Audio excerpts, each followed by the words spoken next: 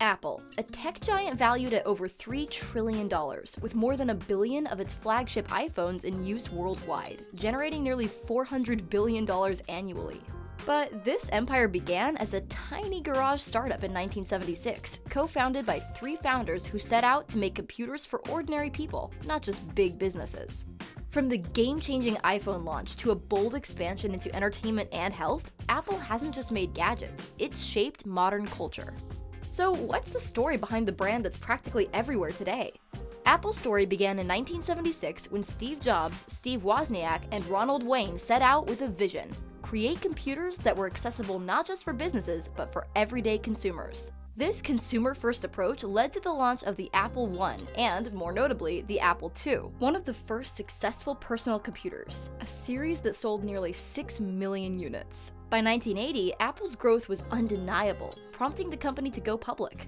But it was in 1984 that Apple truly changed the game with the Macintosh, a computer featuring a user-friendly graphical interface that set a new standard for modern-day computing, moving away from complex command lines to intuitive graphics. However, internal tension accompanied Apple's growth. Management disagreements led to Jobs' departure from Apple in 1985, and later to the company's near bankruptcy as Apple lost focus and rivals overtook it. Yet, as we know, that wasn't the last time Steve Jobs would lead Apple. In fact, after more than a decade, Jobs returned to Apple in 1997, marking the beginning of its most dramatic transformation. He immediately refocused Apple's chaotic product lineup at the time, working closely with designer Johnny Ive to launch the iMac in 1998, a computer as functional as it was visually striking.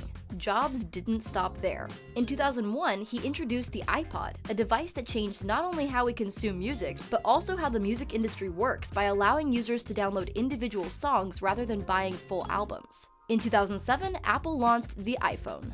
This device would forever change smartphones with its all-touchscreen design. The iPhone was not only revolutionary for its interface, but also for the eventual creation of the App Store, which now hosts nearly 2 million apps. From maps to games, social media to streaming, the App Store transformed the phone into a personal hub for everything and kickstarted a new industry for mobile software. Today, the iPhone alone accounts for roughly 60% of Apple's revenue, with over 1 billion active iPhone users globally. This success drove Apple to expand its product lineup with devices like the iPad. When Jobs passed in 2011, Tim Cook took over as CEO, leading Apple through a new phase of innovation, but with a different approach. While Jobs was known for his aggressive, visionary style, Cook emphasizes collaboration and inclusivity. Under his leadership, Apple has introduced products like the Apple Watch, AirPods, and the company's first augmented reality headset, the Vision Pro, which with its $3,499 price tag hasn't entered the mainstream. Additionally, under Cook's leadership, Apple has shifted to digital services like Apple Music and Apple TV+. This has proven crucial, bringing in substantial revenue and reducing dependence on hardware sales. By 2023, Apple's annual revenue nearly reached $400 billion.